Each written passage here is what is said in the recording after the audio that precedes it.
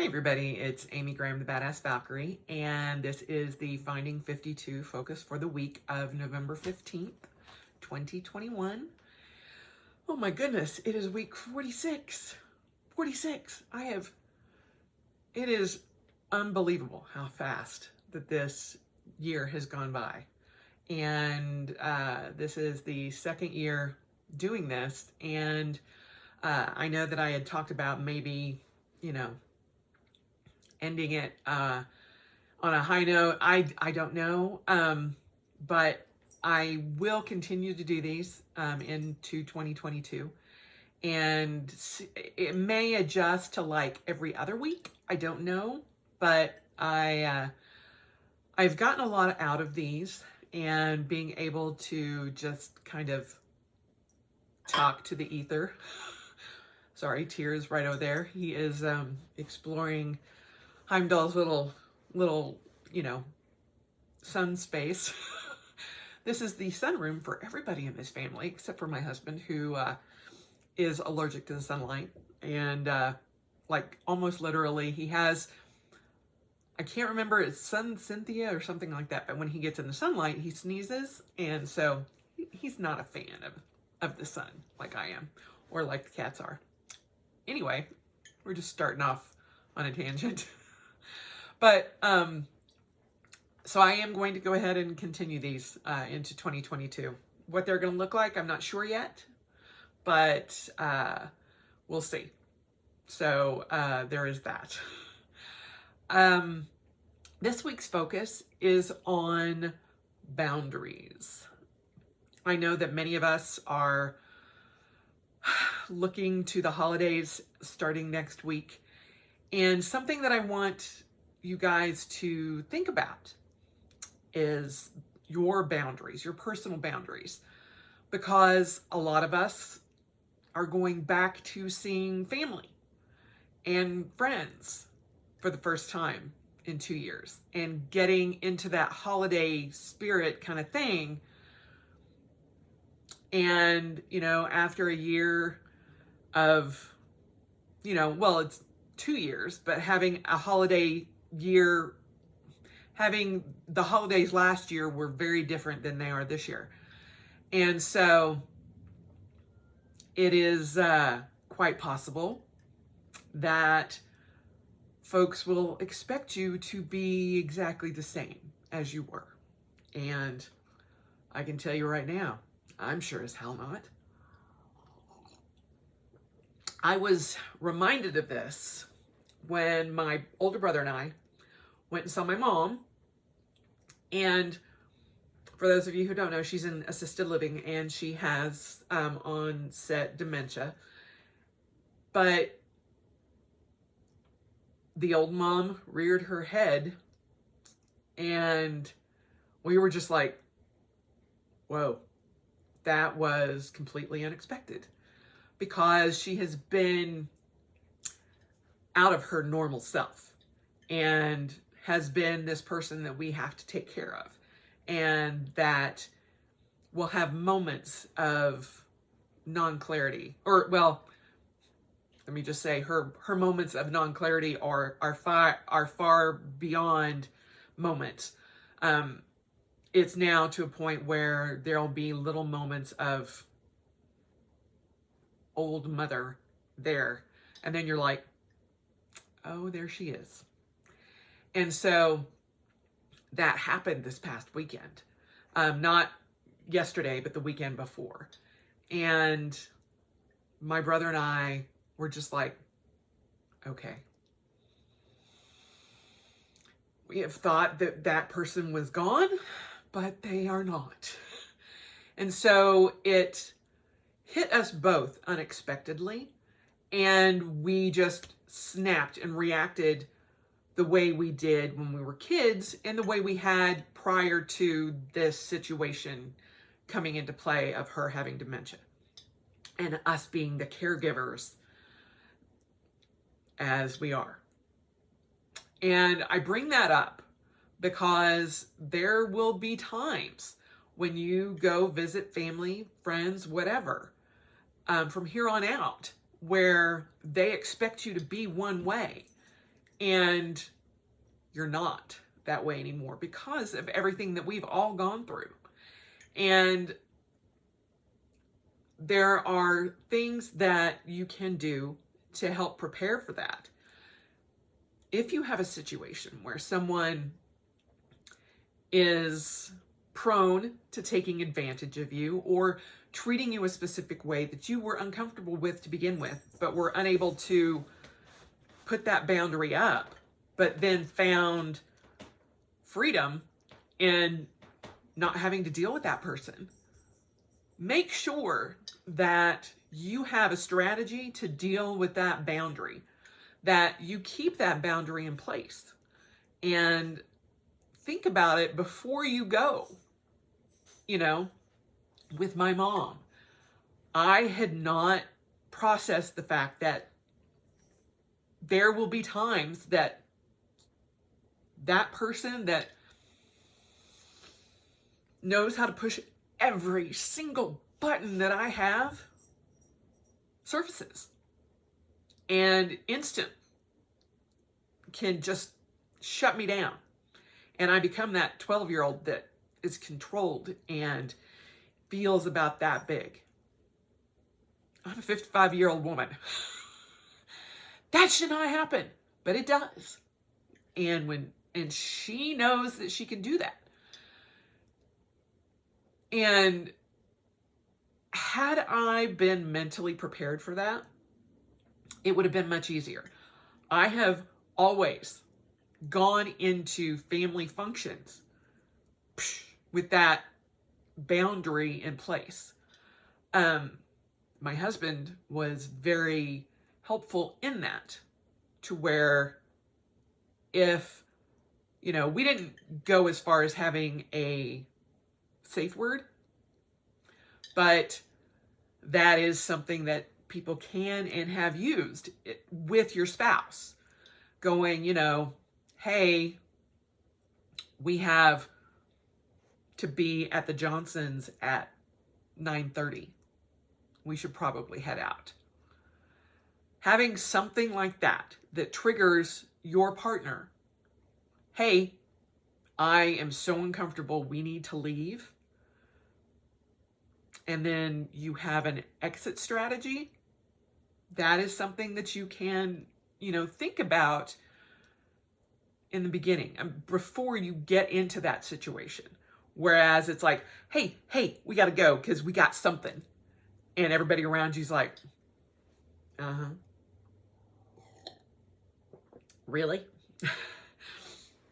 But, and it's hard to realize that certain people have to do that. And it's not out of meanness. It's about protecting yourself and not letting that guilt, that trigger, that whatever it is that gets to you, that sets you off, get to you. And boundaries are always a good thing to have for yourself. And just being aware that you may have let some of those boundaries down with all of the stuff that has gone on in the pandemic for the past 2 years. And those protection barriers might not be there anymore, or they might be very different. And, a lot of that energy, I guess, was kind of diverted into, please stay away. I do not want to get sick. Please do not hug me. Do not do whatever. And it kind of made it easier because you had that looming pandemic that everybody knew about and that everybody had a reaction to. So now that in certain states, certainly not here in Utah, but in certain states, when that has, kind of relaxed a little bit, having that preparation ahead of time that, oh no, we need to go do X so that I can get out of here, is something that you may need to think about. Also, a lot of us may not still be used to having rooms full of people that feel extra comfortable being very close to you. Hi. Oh my God, it's been so long since I've seen you. Oh my gosh. We got to do this. Hey. Yeah. Back the fuck up. Please. Uncle John. Barrier. Having the forethought to understand that that could happen. Everybody is well aware of their family dynamic. And people can fall into their old habits, including being triggered and shutting down, which is exactly what my older brother and I did. And we're just like, whoa, that just happened. Okay. So being better prepared for the different situations that could happen over the holidays is something that I think taking time out now to think about it, to have a plan, to figure out if you're going to be staying with somebody and you need time alone, to figure out, where you can go, what you can do, even if it's like, I need to take some time, I need to be alone for a little while. Is that okay? Or I'm going to get a coffee. I'll be back in half an hour. Or hiding in your closet and having a shot. Whatever it takes. Holidays are hard enough. We've all been through them. We've all dealt with them. And since this is going to be the first big holidays coming up that the pandemic is not the primary focus, even though it should be, just figure out some things that you can do to have that barrier up, to have your personal space, and be able to say, not today, Satan, not today. And just realize how you're going to deal with that and how you're going to deal with maintaining your boundaries and not reacting to other people possibly triggering you, and not have it come out of left field like mine did. We are used to, my family was used to everybody going to mom's and having Thanksgiving and hating 90% of it.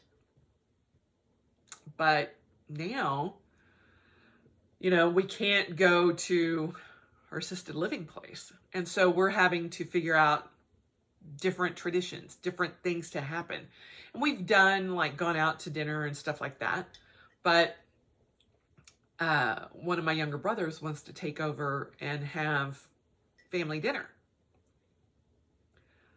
But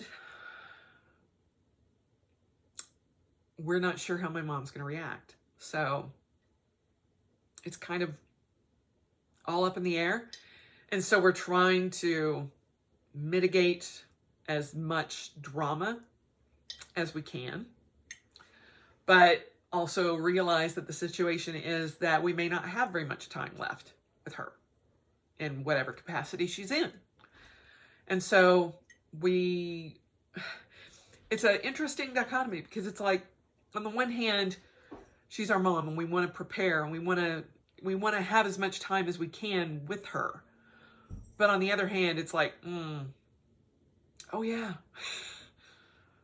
this is what it was like and why we stayed away for so long.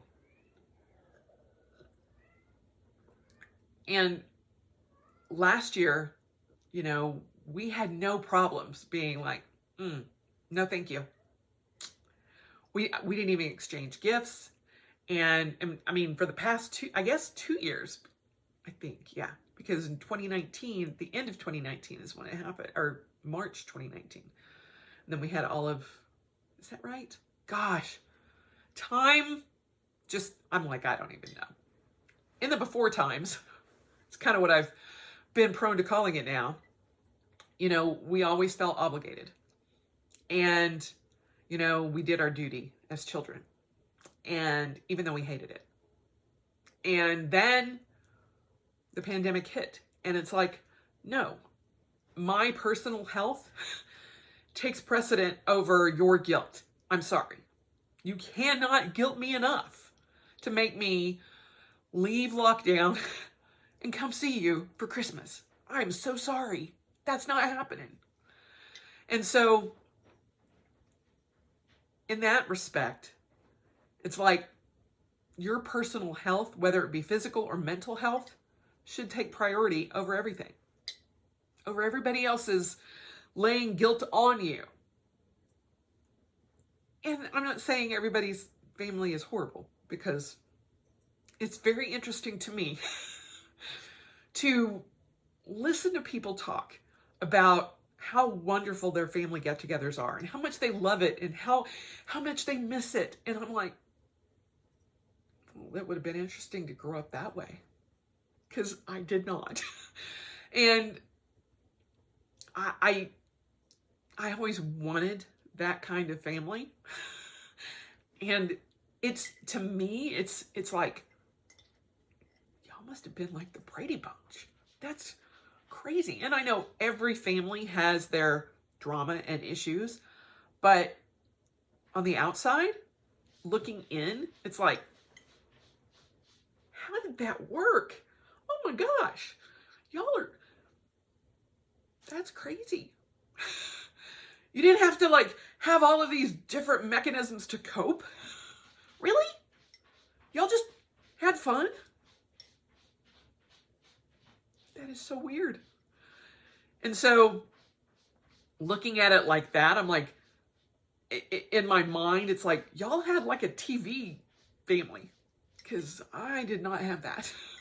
Although I look back, and on my dad's side, even though there was issues, holidays and things like that we got to go attend were always really fun and good, because I had so many people around that it's like, nobody dared bring up drama then, because it had been a riot.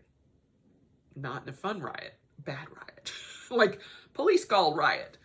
But yeah, it's very interesting how you grow up. But just know that the boundaries that you have and that you have set are okay. And it's okay to say, hi, I'm still worried about being sick. Can you back off a little bit? Or wear your mask or whatever. And just be like, you know, if Uncle Bob or whoever says, why the hell are you still wearing a mask? It's because I don't feel safe. Sorry. You know, I have to prepare right now because I cannot get sick. Period. End of story. Exclamation mark. So everywhere I go, I'm masking or double masking, depending on the place that I'm going. I'm like super studious about, you know, hand sanitizer and all of that, because I cannot have anything put me at risk for my surgery, because I cannot be sick. I cannot have any symptoms whatsoever. I can't have even a slightly elevated temperature, because they will cancel my surgery. And I have it set right now where it's like almost perfect, the timing. And so I'm like, please, I can't do anything like that. And so I can't take those risks. And then after that, I'm like, I do not want to risk infection. And I want to make sure that I do everything that I can to mitigate any kind of risk for me. And so with my brothers, my nephews, my nieces, all of that. It's like, I love you. Don't breathe on me. Aunt Amy has to wear a mask because she's going to have surgery in 2 weeks and she can't get sick. That's why.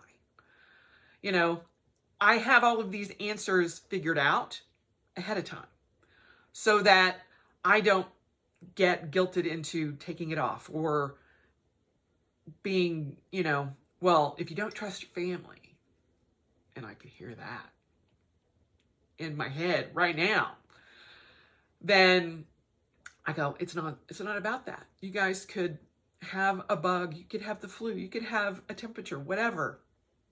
I can't even get a cold. And so the fact that I'm even going is a big deal for me. And, you know, my husband has to work. I'm like, dang it. Why can't I just like do that, you know? But I want to see my family and I love them. Even my mom. But there are things that I prepare for ahead of time.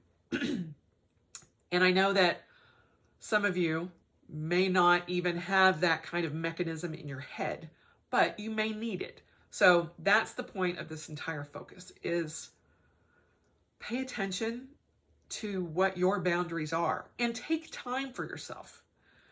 The holidays are stressful enough. You know, taking an hour every week or more to just be in the bedroom with a cup of coffee or a cup of hot tea and read a book in the quiet could be what you need just to be able to get through things. Go take some time for yourself and do something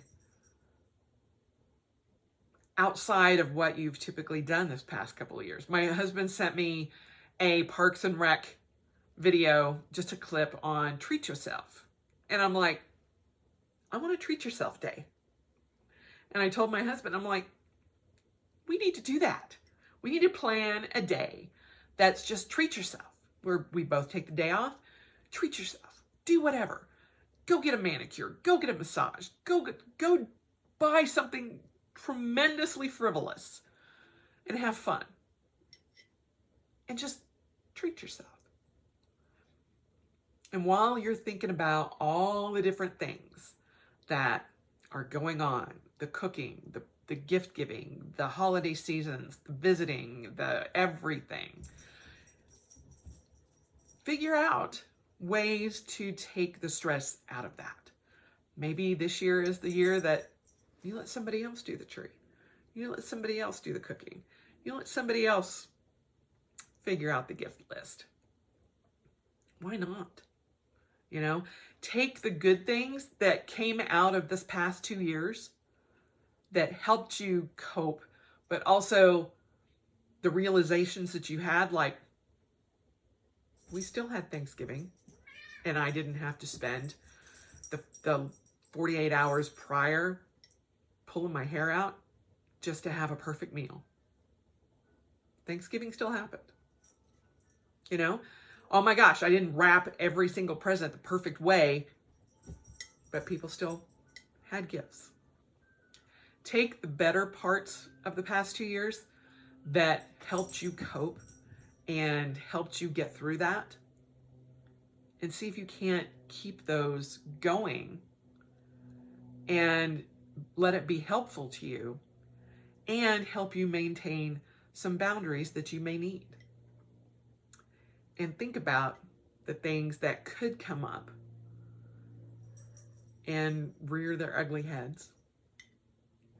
And just prepare for them ahead of time so that you can keep those boundaries where you need them, instead of giving in and going right back to old habits that are not yours, but are reactions to things that you no longer want to react to. Maybe this year is the year that you go, Mom,